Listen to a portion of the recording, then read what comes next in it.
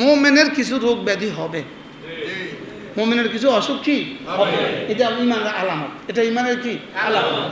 এক সাহাবী বিয়ে করেছে, লম্বা সময় হয়ে গেছে, বিয়ের বয়স লম্বা সময় হয়ে গেছে, লেকিন এই সাহাবীর কোনো অসুখ নাই, কোনো কি নাই। তো বিবি একদিন বলতেছে তুমি আমাকে তালাক দিয়ে দাও, আমি তোমার কাছে থাকবো না। মানে না, তুমি আমাকে তালাক দিতে হবে না, তোমার ঈমানে আমার সন্দেহ আছে। কি করতেছে কর না, তোমার ঈমানে আমার সন্দেহ আছে।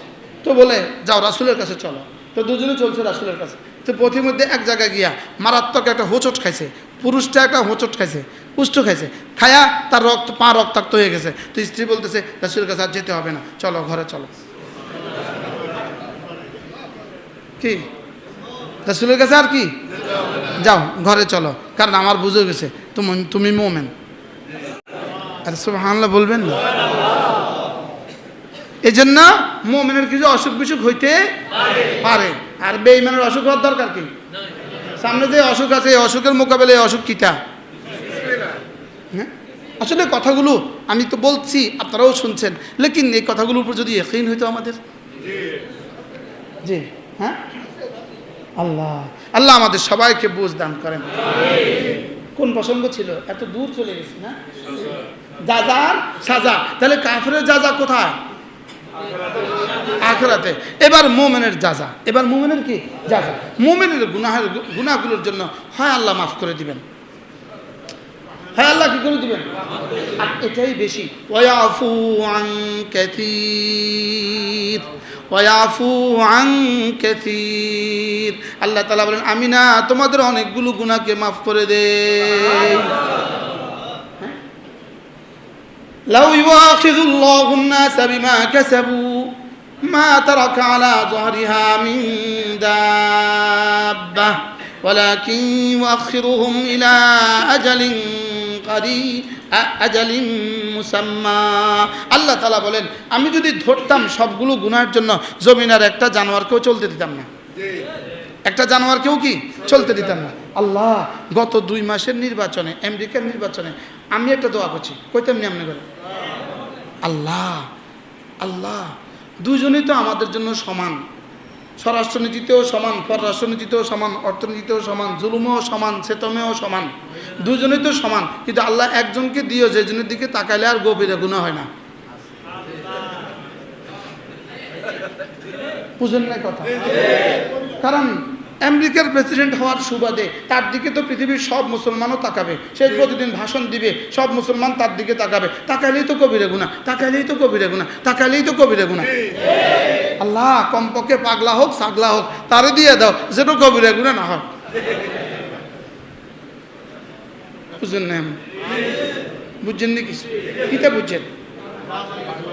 কারণ জাহান্নাম তো সবার জন্যই সমান, সবার জন্য তো কি জাহান্নাম তো সবার জন্য সমান। কমপক্ষে আল্লাহ যেন আমাদের কবিরা গুনাহ না হয়। 200 কোটি মুসলমান বারবার খবরের দিকে তাকাবে, সংবাদের দিকে কি করবে তাকাবে, ফেসবুকের দিকে তাকাবে, মোবাইলের দিকে তাকাবে, তো তাকালেই তো কবিরা গুনাহ, তাকালেই তো কবিরা গুনাহ। আল্লাহ কমপক্ষে এটার তো বাঁচাও। আল্লাহ বাঁচাই দিছে, আল্লাহ কি করে দিছে। আর গত 2 মাস ধরে আগস্টের 5 তারিখের পর থেকে আলহামদুলিল্লাহ বাংলাদেশেও খবরের দিকে তাকাইলে আর গুনাহ হয় না।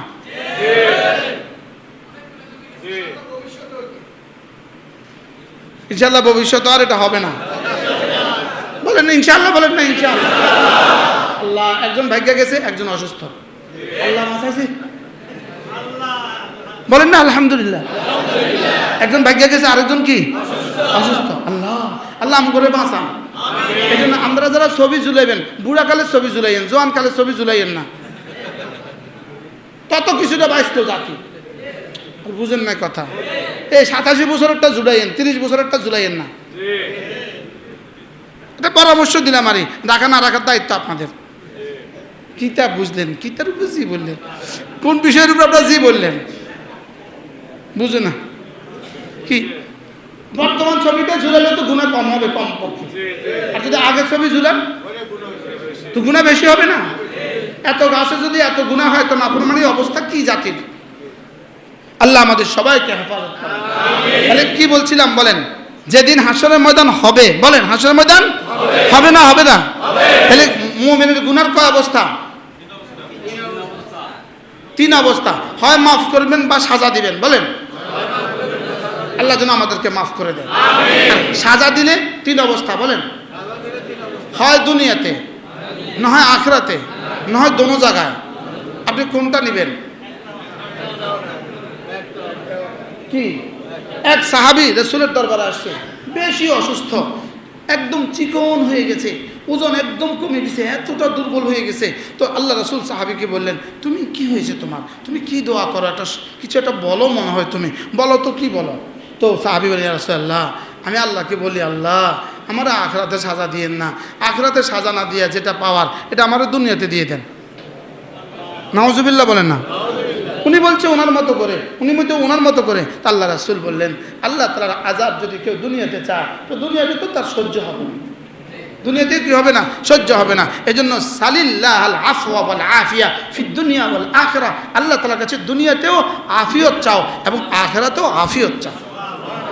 এজন্য আল্লাহুম্মা ইন্নী আসআলুকাল